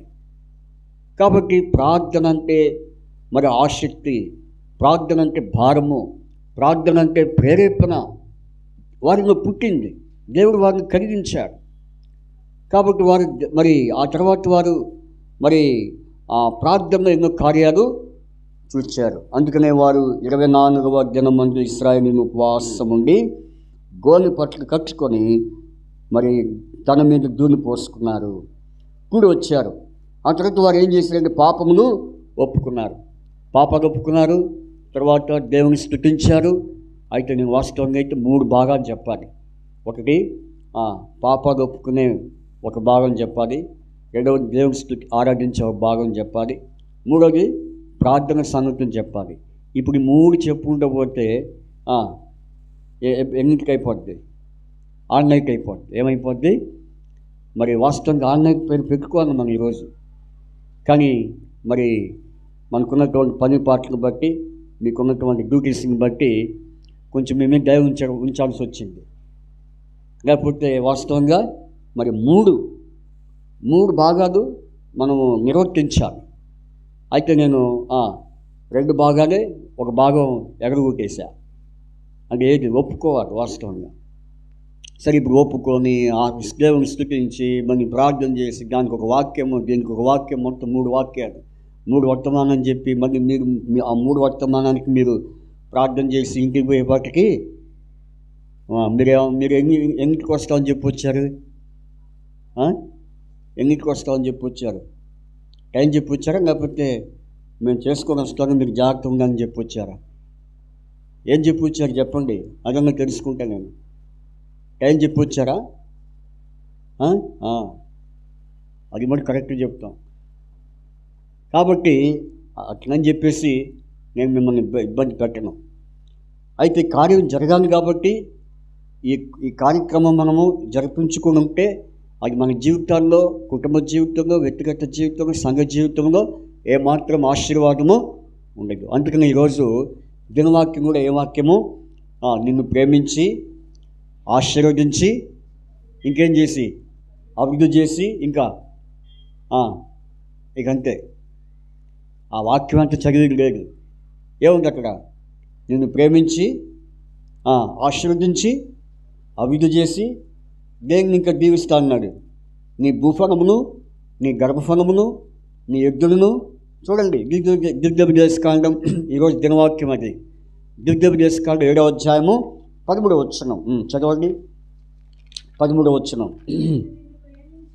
ఆయన నిన్ను ప్రేమించి ఆశీర్వదించి అభివృద్ధి చేసి నీకిచ్చేదనని నీ పితరులతో ప్రమాణం చేసిన దేశమును, నీ గర్భఫలము, నీ భూఫలము, నీ సస్యములను, నీ ద్రాక్షరసము, నీ నూనె, నీ పశువులు మంద, నీ గొర్రెలు మేకలు. ఏం చేస్తాడు? ఎప్పుడు వాడు దీవిస్తాడా? ఇక ఆ వాక్యం అంతా సరిపోద్దా? ఆ పైన వచ్చినా కూడా చదువుకుంటే అప్పుడు అర్థమైంది. కాబట్టి దీవించి దీవెన ఆశీర్వాద దీవెన ఓరకు వచ్చిద్దా? కాబట్టి మనం కూడా ఏం చేయాలా? దేవుని సన్నిధిలో పరిపూర్ణంగా ఉండాలి. అప్పుడు దేవుడు ఈ వాక్యం బట్టి మన జీవితం నెరవేరుస్తాడు. ఈ వాగ్దానం మన జీవితంలో నెరవేరుస్తాడు. సరే, ఇప్పుడు ఈ 24వ తారీఖు, ఈ 24వ దినమున మరి వారు ఏం చేస్తూ వచ్చినారంటే గోనె పట్లు కట్టుకుంటూ వచ్చారు. సరే, ఎందుకు గోనె పట్లు కట్టుకున్నారు? వారికి వస్త్రాలు లేవనా? లేకపోతే వారికి కట్టుకోవడానికి బట్టలు లేవనా? కాదు. వారు యెరూషలేము విషయంలో ఎంత భారము, ఎంత మరి వేదన, ఎంత ఆవేదనతో ఉన్నారంటే అంత ఆవేదనతో ఉన్నారు. గోనె పట్లు కట్టుకొని మరి దేవుని సన్నిధిలో కూడి వచ్చినారు. అంటే వారికి ఉన్నటువంటి అంత భారము, బాధ్యత వారి పట్ల దేవుడు కలిగజేస్తూ వచ్చాడు. అలాగే మరి బైబిల్లో మరి గోనె పట్లు కట్టుకున్న సందర్భాలు ఒక 5 మంది వ్యక్తులు ఉన్నారు. వారు ఎవరంటే, వారు ఎందుకు గోనె పట్లు కట్టుకున్నారు? గోనె పట్లు కట్టుకోవడానికి గల కారణం ఏంటి? అసలు వారు గోనె పట్లు కట్టుకోవాల్సినంత అవసరం ఏమొచ్చింది? ఈ రోజుల్లో గోనె పట్లు కట్టుకొని వస్తే ఏమంటారు జయమండి? ఆ రోజులు గోనె పట్లు కట్టుకొని వచ్చారు. ఈ రోజుల్లో గోనె పట్లు కట్టుకొని వచ్చి తూరుకుంటారా? ఆ మధ్యకాలంలో సెట్టన్ పనిలో కొంతమంది ఊరేగించారు. ఏం పట్టుకుని ఏం వేసుకుని ఊరేగించారంట? గోనె పట్లు కట్టుకొని మరి వారు ఊరేగిస్తున్నారు, రోడ్ల మీద వస్తున్నారు. ఏంటి అంటే క్రైస్తవుల మీద, లేకపోతే అక్కడక్కడ చర్చిలన్నింటినీ కొనదోస్తున్నారని చెప్పేసి, క్రైస్తవులను ఇబ్బంది పెడుతున్నారని చెప్పేసి ఆ సట్టన్ పని ర్యాలీ పెట్టారు. సట్టన్ పనిలో ర్యాలీ పెట్టారు. ఆ ర్యాలీలో వాళ్ళు ఏం వేసుకున్నారు? గోనె పట్లు వేసుకున్నారు. ఎట్లా వేసుకున్నారు తెలుసా? అయితే ర్యాలీ కోసం కాదు. ర్యాలీ కోసము గోనె పట్లు కట్టుకుంటే ఉపయోగం ఏముంది? ఎవరి కోసం మనం గోనె పట్లు కట్టుకోవాలి? మిమ్మల్ని హింసించే వారి నిమిత్తము ఏం చేయమనండి బైబిల్లో? ప్రార్థన చేయమనండి. ఎవరైతే మిమ్మల్ని హింసిస్తున్నారో, ఎవరైతే మిమ్మల్ని బాధ పెడుతున్నారో వారి కోసం ప్రార్థన చేయమనండి. కానీ గోనె పట్లు కట్టుకొని తిరగమనుందా? అయితే ఇక్కడ మనం చూస్తే ఆ దినాల్లో, పూర్వకాలంలో మరి మన పితరులైనటువంటి వారు గోనె పట్లు కట్టుకున్నారంటే వారికి ఉన్నటువంటి బాధ, భారము ఎంతగా ఉందో మనం అర్థం చేసుకోవాలి. చూడండి, మొట్టమొదటిగా ఒక వ్యక్తి ఉన్నాడు. రాజు గ్రంథం 2వ రాజులు 19వ అధ్యాయం 1వ వచనం. 2వ రాజులు 19:1. 2వ రాజులు 19:1. ఈరోజు కొంచెం అనుకున్న టయానికి మనము రాగైపోయాము. మరి తర్వాత ఉదయకాలము మరి ఒక మీటింగ్ జరిగింది గోరంట్లలో. ఆ తర్వాత మేడుకుంటున్న ఒక సహోదరి ఇంటికి పోయాను. అక్కడ కొంచెం ఆలస్యమైంది. సరే, ఎవరైనా వచ్చి ప్రార్థన చేసుకొని పోతారంటే అందరూ ఎప్పుడు వచ్చారు చెప్పండి? ఎప్పుడు వచ్చారు? టైం ఎన్నింటికి అని చెప్పాను, మీరు ఎప్పుడు వచ్చారు? కాబట్టి నేను వచ్చాను. ఇక వెంటనే 6 గంటలకి అలా అన్ని చాపలన్నీ సిద్ధపరిచాను. అయితే ఇక ప్రార్థన చేయడానికని పిలిస్తే బయటికి వెళ్ళాను. సరే, ఏదైనప్పుడు కూడా మరి సమయానుకూలంగా మీరు వచ్చి ప్రార్థన చేసుకుంటే అది మనకు బాగుండేది. సరే, చూడండి 2వ రాజు గ్రంథము 19వ అధ్యాయము 1వ వచనం. 2వ రాజులు 19:1 చదవండి, అందరూ చదువుదాం. హిజ్కియా విని తన బట్టలు చింపుకొని గోనె పట్టు కట్టుకొని మందిరమునకు పోయి. నమ్మడి చెప్పండి. హిజ్కియా విని తన బట్టలు చింపుకొని గోనె పట్టు కట్టుకొని యెహోవా మందిరమునకు పోయి. ఎవరి వ్యక్తి? హిజ్కియా. ఏం విన్నాడు? దేని గురించినటువంటి విన్నాడు? ఏ విషయం గురించి అతను వింటున్నాడు చెప్పండి. మరి అక్కడ రబ్షాకే మరి కేకలు వేస్తున్నాడు. రబ్షాకే గురించి వింటూ ఉన్నాడు. రబ్షాకే అంటే కేకలు వేసేవాడు, ఊరికే మరి రబ్షాకే అన్నడి చేసేవాడు. ఎలాంటి వాడు? మరి ఎంతో కలవరపరిచేవాడు. అయితే అతను కేకలు వేస్తూ ఉన్నాడు. అయితే చూడండి 27వ వచనం. రబ్షాకే ఈ మాటలు చెప్పుటకై నా యజమానుడు నీ యజమానుని ఎద్దుకు నీ ఎద్దుకును నన్ను పంపినా అన్నప్పుడు అక్కడ ఏమని రాయబడింది? ఆ తర్వాత 28వ వచనం. గొప్ప శబ్దముతో యూదా భాష తెట్టిన నేను. రబ్షాకే ఏమంటున్నాడు? రాజైన అహష్షూరు రాజు సెలవిచ్చిన మాటను వినుడి. రాజు సెలవిచ్చింది ఏమనగా, హిజ్కియా చేత మోసపోకుడి, నా చేతుల నుండి మిమ్మల్ని విడిపింప శక్తి వానికి చాలదు. ఎవరి గురించి ఇప్పుడు? హిజ్కియా గురించి. హిజ్కియా గురించి నెగిటివ్గా మాట్లాడుతున్నాడు. ఏం చేస్తున్నాడు? నెగిటివ్గా మాట్లాడుతున్నాడు. హిజ్కియా ఎవరు? వాస్తవానికి ఆయన రాజు. ఎవరైనా? హిజ్కియా రాజు. చూడండి 18వ అధ్యాయం 9వ వచనంలో. 18వ అధ్యాయం 9వ వచనంలో రాజైన హిజ్కియా. ఎవరైనా? రాజైన హిజ్కియా. అయితే ఈ రాజైన హిజ్కియా మీద రబ్షాకే ఏం చేస్తున్నాడు? మరి నేనిపోయిన మాటలన్నీ మరి చెప్తా ఉన్నాడు. నేనిపోయినన్ని మరి కనిపించుకున్న మాటలు రబ్షాకే హిజ్కియా మీద నెగిటివ్గా మాట్లాడుతున్నాడు.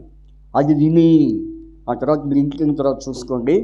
మరి నేను ఆ చరిత్ర అంతా చెప్పే టైం కాదు. అయితే హిజ్కియా అది విని ఏం చేశాడు చెప్పండి. 18వ అధ్యాయం 37వ వచనం. గృహ నిర్వాహకుడును హిల్కియా కుమారుడినైన ఎలియాకీమును శాస్త్రియు షెబ్నాయును రాజ్యపు దస్తావేజుల మీద ఆసాపు కుమారుడిన ఏవాహును హిజ్కియాకు వచ్చి రబ్షాకే పలికిన మాటలన్నీ హిజ్కియాకు వచ్చి రబ్షాకే పలికిన మాటలన్నీ తెలియజెప్పినప్పుడు హిజ్కియా ఏం చేశాడు చెప్పండి. విని ఏం చేశాడు? ఏడ్చాడా? బట్టలు చింపుకొని గోనె పట్టు కట్టుకొని యెహోవా మందిరానికి వెళ్ళాడు. అంతేగాని నేను రబ్షాకే పని తెలుస్తాను, రబ్షాకే నేనేంటో రబ్షాకి చూపిస్తాను అన్నాడా? ఎక్కడికి పోయాడు? మందిరానికి పోయాడు. ప్రభువా ఆ వ్యక్తిని దర్శించు, ఎందుకు లేనిపోయిన మాటలని నన్ను మీద మరి కనిపించి కావించి చెబుతున్నాడు. ప్రభువా నేనేం చేయను. అతనికి ఒకవేళ బలం ఉండొచ్చు, అతనికి ఒకవేళ జ్ఞానం ఉండొచ్చు, ఒకవేళ అతనికి సపోర్ట్ ఉండొచ్చు, కానీ నాకెవరున్నారు? నీవే. కాబట్టి కొన్నిసార్లు మనం కూడా మరి ఎవరైనా మన మీద లేనిపోయిన మాటలు మరి పలికినప్పుడు, అందుకనే మీ మీద చెడ్డ మాటలు పలికినప్పుడు మీరు ధన్యులు అన్నాడు. యేసు ప్రభువు ఏమన్నాడు చూడండి. మత్తయి సువార్త 5వ అధ్యాయం. మత్తయి సువార్త 5వ అధ్యాయం చూడండి. మత్తయి సువార్త 5వ అధ్యాయము అక్కడ ఏమని రాయబడింది చూద్దాం. నా నిమిత్తము జనులు మిమ్మల్ని నిందించి హింసించి మీ మీద అబద్ధముగా చెడ్డ మాటలు పలికినప్పుడు, చెడ్డ మాటలను పలుకున్నప్పుడు మీరు ధన్యులు. కాబట్టి ఇప్పుడు ఎవరి మీద ఎవరు చెడ్డ మాట పలుకుతున్నారు చెప్పండి. రబ్షాకే అనేవాడు హిజ్కియా మీద ఏ మాటలు మాట్లాడుతున్నాడు? మంచి మాటలు మాట్లాడుతున్నాడా? ఇష్టం వచ్చినట్లు మాట్లాడుతున్నాడు. ఇష్టం వచ్చినట్లు నోరు పారేసుకుంటున్నాడు. ఇష్టం వచ్చినట్లు మాట్లాడేస్తున్నాడు. ఇది విని ఈ సంగతి ఎవరు చెప్పారు? ఆయన ఎందుకు వచ్చి యెహోవా అనే ఒక అతను వచ్చాడు. ఆసాపు కుమారుడు ఏవాహును బట్టలు చింపుకొని హిజ్కియాకు వచ్చాడు. అయ్యా నీ గురించి అంటున్నారయ్యా, మరి ఏంటి సంగతి అంటే నేను చేయగలిగిన దేవుడు లేదు, నేను ఒకటే చేస్తున్నా, దేవుని మందిరానికి పోయి నేను ప్రార్థన చేసుకుంటా. ఈ రోజున మనం అనుకోవద్దు, వాళ్ళంతా తెలుస్తాను, రేపు చూస్తాను ఒక సంగతి, లేకపోతే నేనేంటో చూపిస్తాను, నేనేంటో తెలుసుకుంటాను అనేది అది మనం దేవుని ప్రజలైన వారికి తగదు. కాబట్టి ఎవరైనా మన మీదకి మరి దుమ్మిగా వచ్చినప్పుడు, మన మీదకి ఎవరైనా మన గురించి చెడ్డగా మాట్లాడినప్పుడు ఏం చేయాలా? హిజ్కియా వలె మనం ప్రార్థన చేయాలి. గోను పట్టు కట్టుకొని హిజ్కియా ఏం చేశాడు? యెహోవా మందిరానికి పోయి నిద్రపోతున్నాడా? లేదు, మందిరానికి పోయి ఏం చేస్తున్నాడు? ప్రార్థన చేస్తున్నాడు. చూడండి, అక్కడ 4వ వచనంలో మనం చూస్తే, జీవముగల దేవుని దూషించుటకై అష్షూరు రాజైన పంపబడిన రబ్షాకే మాటలన్నీ నీ దేవుడిని యెహోవా ఒకవేళ ఆలకించి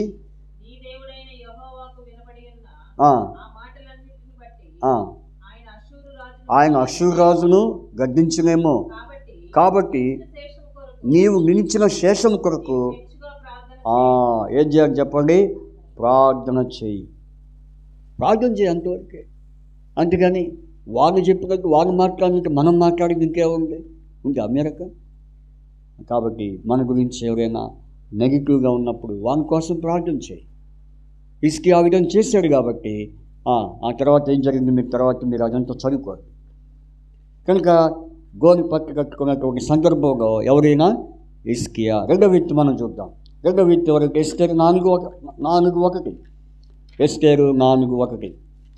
ఎస్తేరు 4:1 జరిగినదంతయు తెలియగానే మొర్దెకై తన బట్టలు చింపుకొని గోని పట్టు కట్టుకొని వేసుకొని బూడిద పోసుకొని పట్టణం మధ్యకు వెళ్ళి మహాశోకముతోనూ రోదనము చేసెను. ఎవరి వ్యక్తి చెప్పండి? మొర్దెకై. ఎవరి గురించి? దేని గురించి?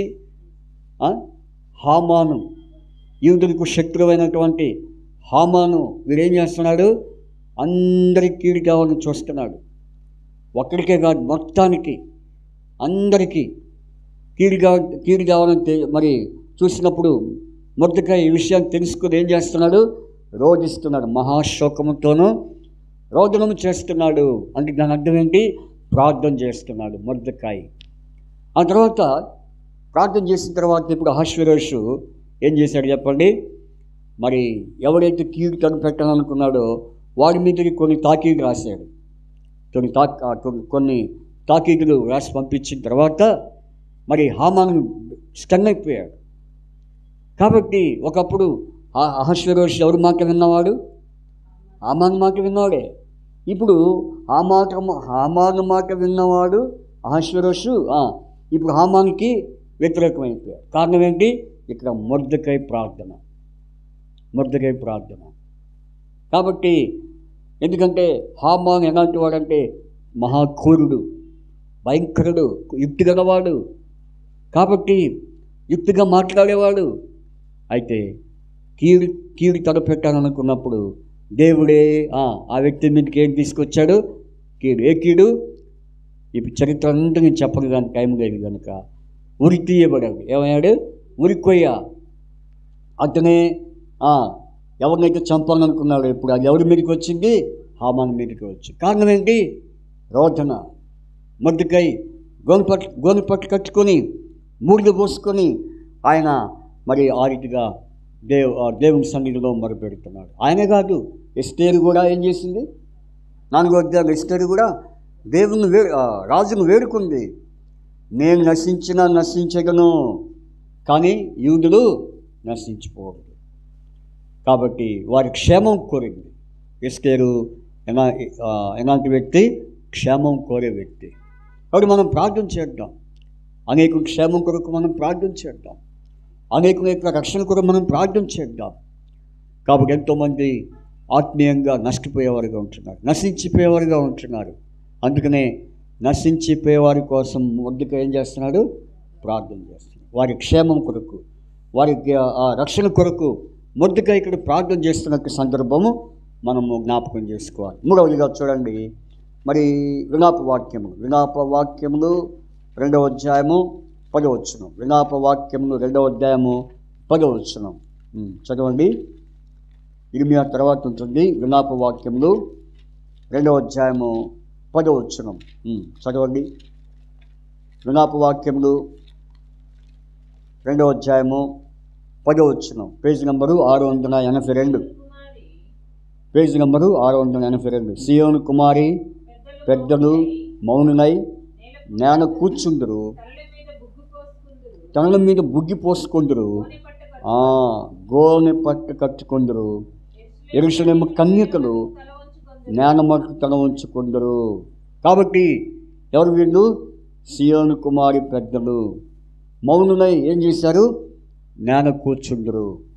ఎందుకంటే సియోను కుమారి పెద్దలు మౌనులై నేల కూర్చున్నారు. ఎందుకంటే సియోను కుమారికి వారు ఏం చేయాలనుకున్నారు? సియోను కుమారి యొక్క ప్రాకారములను పాడు చేయ పరిస్థితి. కాబట్టి దేవుడు ఆ సియోను కుమారి యొక్క ప్రాకారం పాడు చేయాలని ఉద్దేశించిన వాడిగా ఉన్నాడు. ఎందుకని సియోను కుమారి ఏం చేస్తుందని చెప్పండి. అక్కడ చూడండి, విలాప వాక్యములు 1వ అధ్యాయం. సియోను కుమారి గురించి రాయబడింది. ఏమని రాయబడిందంటే చూడండి,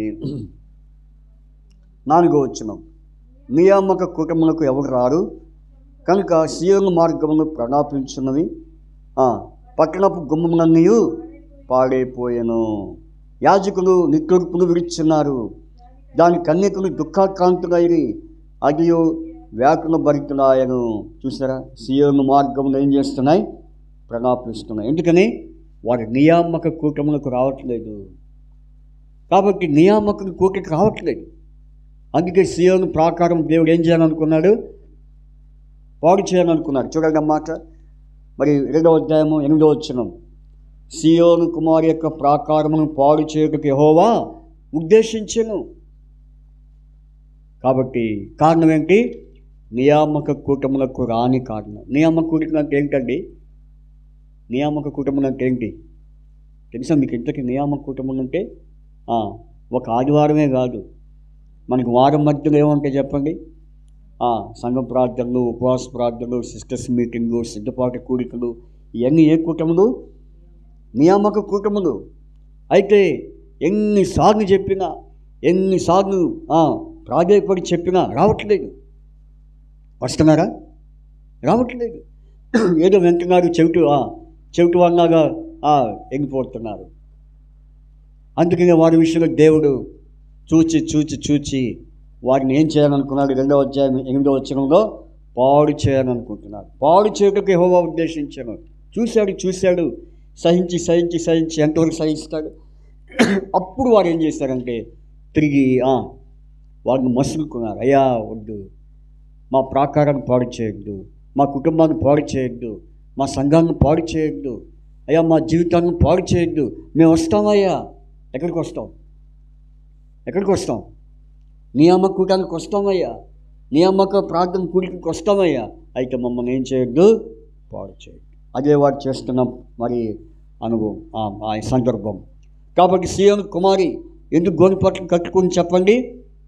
వాళ్ళు తిరిగి పశ్చాత్తాపడి దేవుడి దగ్గర తీర్మానం చేసుకుంటున్నారు. అయ్యా మేము ఇంతకాలము టైం అంతా వేస్ట్ చేశాం, ప్రార్థన కూడికి వేస్ట్ చేశాం, సువార్త కూడికి వేస్ట్ చేశాం, ఇంకా ఉపవాస ప్రార్థన వేస్ట్ చేశాం, సిస్టర్స్ మీటింగ్స్ వేస్ట్ చేశాం.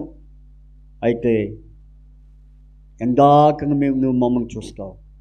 కాబట్టి మమ్మల్ని పాడు చేయొద్దు, మమ్మల్ని నష్టపరచొద్దు అయ్యా. ఎందుకంటే దేవుని చేతిలో ఏముంది? ఆశీర్వాదం ఉంది, శాపం ఉంది. ఆయన ఏదైనా చేయగలడు, ఏదైనా చేయటకు సమర్థుడు. అందుకనే ఈనాడు ఎంతోమంది ప్రార్థన కూడికి రావట్లేదు. వస్తున్నారా?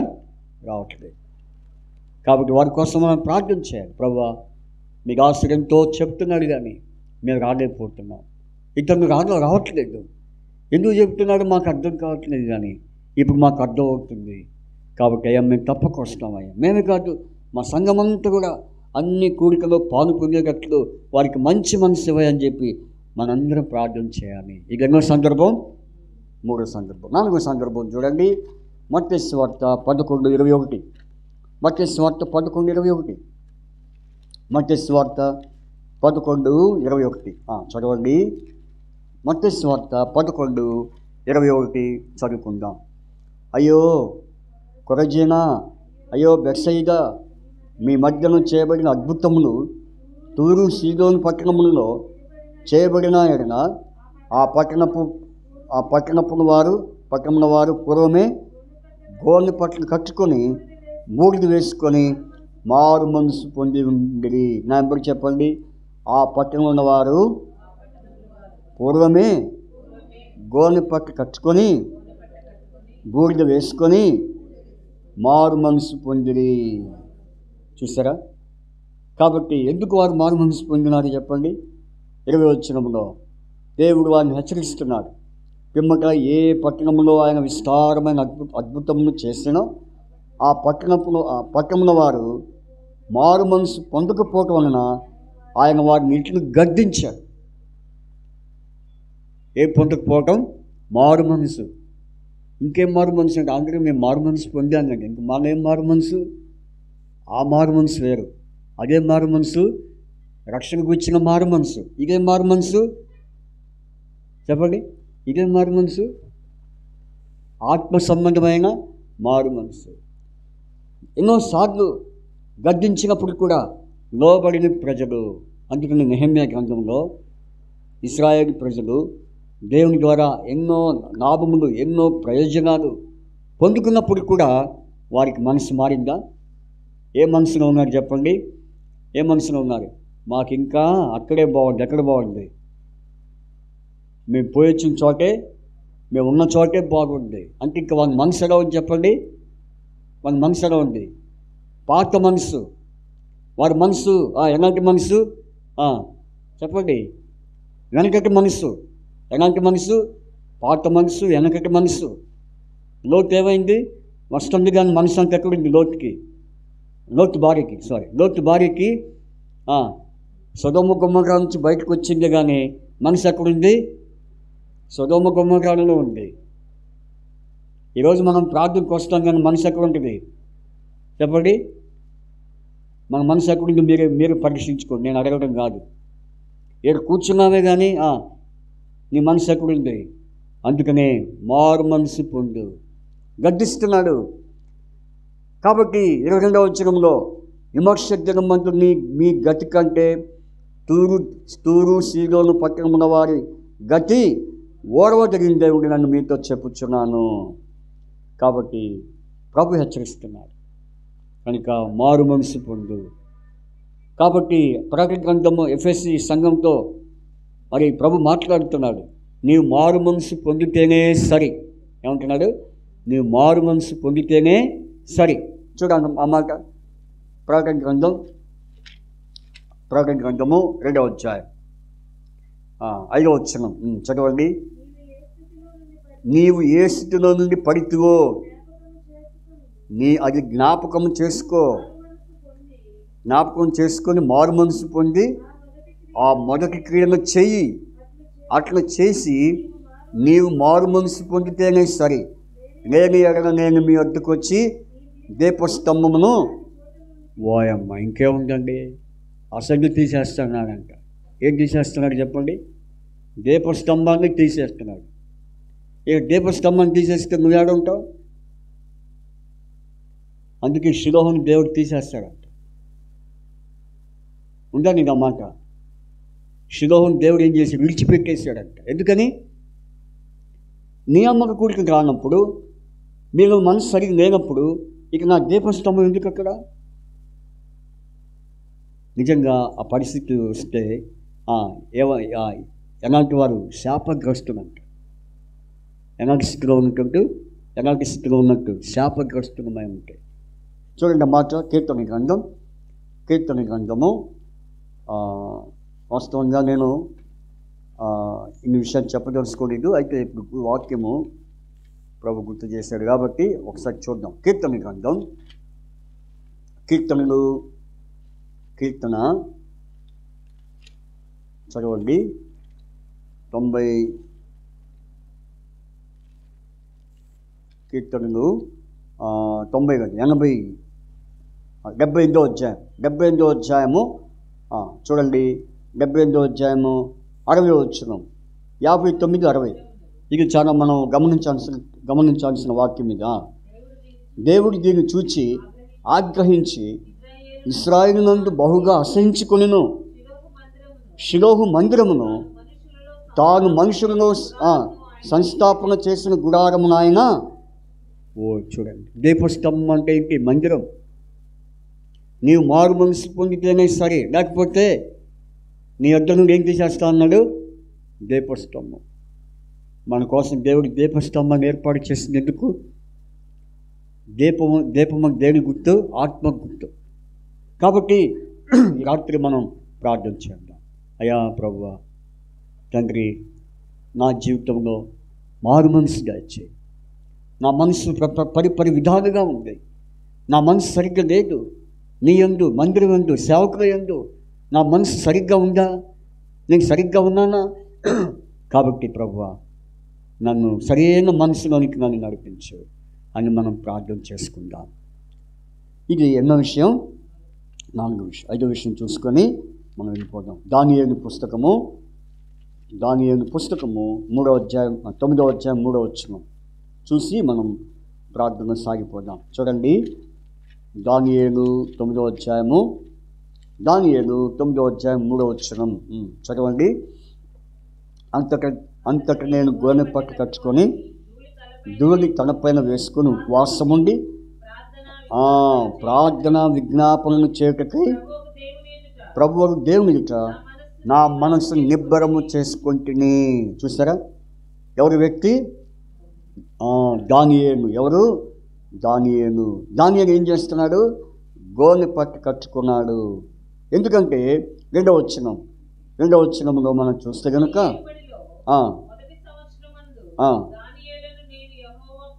దానియేలును నేను యెహోవా ప్రవక్త యిర్మీయాకు సెలవిచ్చి తెలియజేసినట్టు యెరూషలేము పాడుగా ఉండవలసిన 70 సంవత్సరం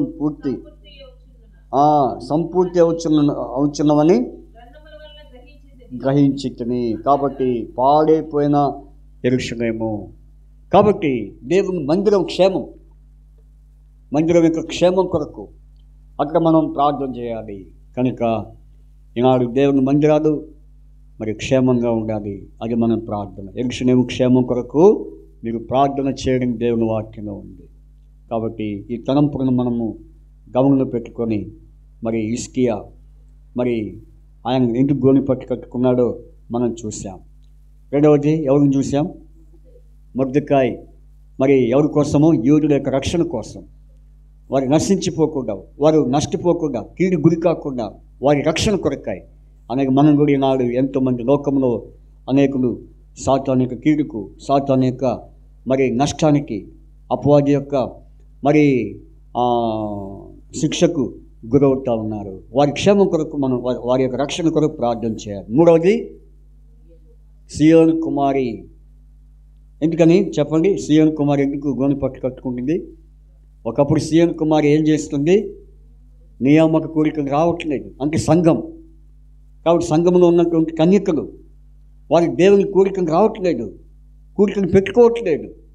రాకపోగా మళ్ళీ అది చదవండి ఒకసారి. విలాప వాక్యాలన్నీ జాగ్రత్త చదవండి, అర్థమైంది మీకే.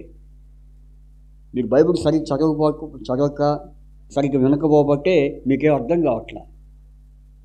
వారు రాకపోగా వారు దేవుని సన్నిధిని పెట్టుకోవట్లేదు. ఈనాడు విశ్వాసులు అట్లాగా ఉన్నారు. కాబట్టి అప్పుడు ప్రభు ఏం చేయాలనుకున్నాడు? సియోను కుమారి యొక్క ప్రాకారములను పాడు చేయ ఉద్దేశించాడు. ఇక ఆయన సహనం కోల్పోయాడు. ఆయన దీర్ఘశాంతాన్ని కోల్పోయేటట్టు చేసుకున్నాడు. అందుకని వారు భయపడ్డారు. అయ్యా ఈ ఒక్కసారి క్షమించు, ఇక అన్ని కోరికలకు వస్తామయ్యా, అన్నిటికి వస్తామయ్యా, ఏది కూడా మేము పోగొట్టుకోమయ్యా, దేనికి మేము మిస్ కామయ్యా అని ప్రార్థన చేయడం ప్రారంభించారు. తర్వాత నాలుగోది భాగ్యమిషం అంటే నాలుగోది ఏంటి? నాలుగోది ఏమా? నాలుగోది అయ్యో కొరజన బెత్సయిదా, మారు మనసు పొందితేనే నీ నుంచి నేను దీప స్తంభాన్ని తీసివేయను. నేను సరిగ్గా మనసు లేకపోయినప్పుడు, దేవుని పట్ల, సేవకుని పట్ల, సంఘం పట్ల నీకు సరిగ్గా మనసు లేనప్పుడు నా దీపస్తంభము ఉండే ఉపయోగం ఏముంది? కాబట్టి దీపస్తంభం పోతే ఇంకేమనుందా? అందుకని సంఘానికి శిరస్సు ఎవరు? యేసు ప్రభువారే. మొండానికి ఏది ముఖ్యం? శిరస్సు ముఖ్యం. శిరస్సు నేను మొండెం ఏం చేసింది? ఉపయోగం ఏముంది?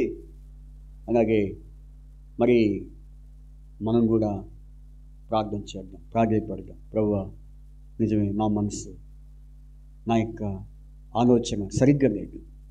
ఇక నుంచైనా నా మనసు, నా గమనము నీ అందే ఉంచుతానని చెప్పి మనం ప్రార్థన చేద్దాం. దానియేలు విషయం మనం చూస్తే, దానియేలు కూడా ఏం చేశాడు? గోని పట్టు కట్టుకున్నాడు. కాబట్టి మరి ఎందుకు గోని పట్టు కట్టుకున్నాడు? యెరూషలేము క్షేమం కోసం. ఇంకా తర్వాత అనేక విషయాలు ఉన్నాయి, మీకు చదువుకోవాలి. కాబట్టి అట్టి అనుభవాలు, ఒక్కొక్క అనుభవాన్ని బట్టి వారు దేవుని సన్నిధిలో గోని పట్టు కట్టుకొని ప్రార్థన విజ్ఞాపనలు చేస్తూ వచ్చారు. ఆ రీతిగా దేవుడు మనకు సహాయం చేయను గాక. ప్రార్థన చేసుకుందాం. కొన్ని ప్రాముఖ్యమైన విషయాలు చెప్తాను. మరి ఎందుకంటే మనం ఒక లేట్గా ఆరంభించుకున్నాం కాబట్టి ఆ టైంకి కొంచెం ముందుకి మనం కొంచెం వెనక్కి మరి కవర్ చేద్దాం. కాబట్టి ఇబ్బంది పడకండి. మరి మీ మనసులో ఏదైనా ఆలోచన వస్తే ఆలోచన రాని కూడా చూసుకోండి. ఎందుకంటే దేవుడు మనతో ఉంటాడు. ఎడారి మనం ఎక్కడున్నారు చెప్పండి? ఇశ్రాయేలు ప్రజలు ఎక్కడున్నారు? ఎడారిలో ఉన్నారు. ఎక్కడున్నారు వాళ్ళు? ఎడారిలో ఉన్నారు. ఎడారిలోనే దేవుడు వారికి దీపస్తంభముగా, మేఘస్తంభముగా తోడుగా ఉంటూ వచ్చారు. కాబట్టి మీరు వేరే వేరే ఆలోచన ఒకవేళ మీకుంటే మీరు చిన్న సర్దుకొని పోవచ్చు. ఎందుకంటే నేను ఒక అరగంట మరి మనము ముందుకు వెళ్ళిపోతే మంచిది. కాబట్టి మరి తృప్తిగా దేవుని సన్నిధిలో మనము మరి సంక్షిప్తంగా, క్లుప్తంగా ప్రార్థన చేసుకొని మనం ముగించుకుంటాం. చేయండి. వాక్యమును బట్టి మరి ప్రార్థన చేయండి.